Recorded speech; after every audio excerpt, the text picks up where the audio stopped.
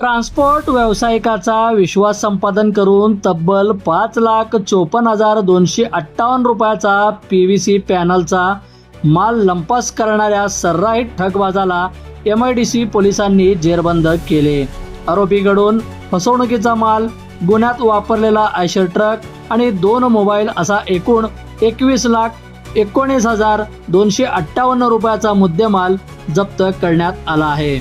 परवेज फैज अहमद मोहळकर यांच्या new India ट्रान्सपोर्टमधून 31 जुलै रोजी Eicher truck चालकाने मालवाहतुकीचे भाडे मिळवून देण्याच्या बहाण्याने विश्वास संपादन केला।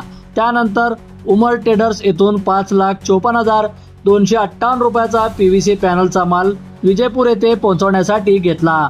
मात्र हा माल विजयपूरला पोहोचलाच नाही। चालकाने मालाची परस्पर विल्हेवाट लावत ट्रान्सपोर्ट व्यावसायिकाचे तसेच मालमालकाची फसवणूक केली। या प्रकरणी MIDC पोलीस ठाण्यात गुन्हा दाखल झाल्यानंतर पोलिसांनी CCTV फुटेज तसेच गोपनीय माहितीच्या आधारे आरोपीचा शोध सुरू केला।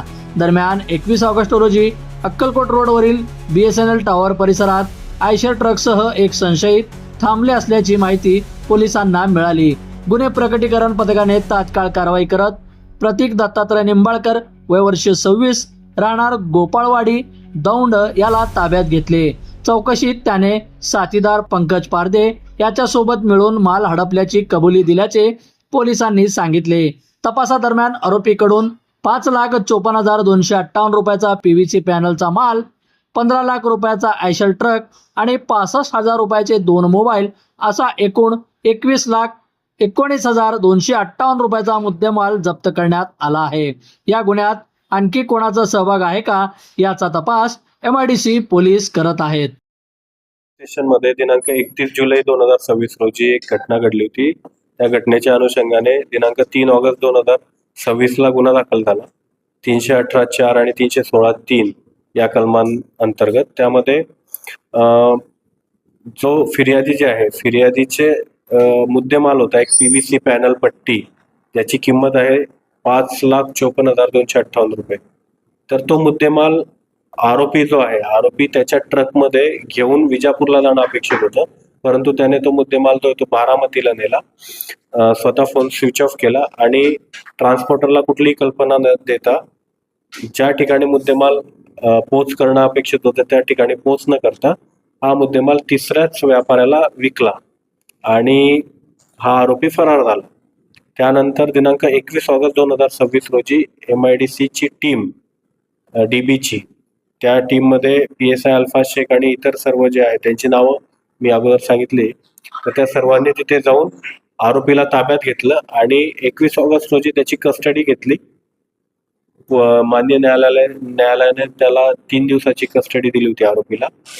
त्या कस्टडीमध्ये ट्रक 15 लाख रुपये किमतीचा आयशर ट्रक जो त्याने गुन्ह्यात वापरला होता, त्यानंतर ते जे PVC पॅनल पट्टी जो मुद्देमाल तो घेऊन पसार झाला होता ते 5,54,258 रुपयाचे PVC पॅनल पट्टीचा मुद्देमाल आणि 65,000 किमतीचे 2 मोबाईल गुन्ह्यात वापरलेले, अशा प्रकारे 21,19,258 रुपये किमतीचा मुद्देमाल आरोपीकडनं पोलीस कस्टडी दरम्यान हस्तगत केलेला आहे आणि सदर आरोपीला आता MCR करण्यात आलेला आहे।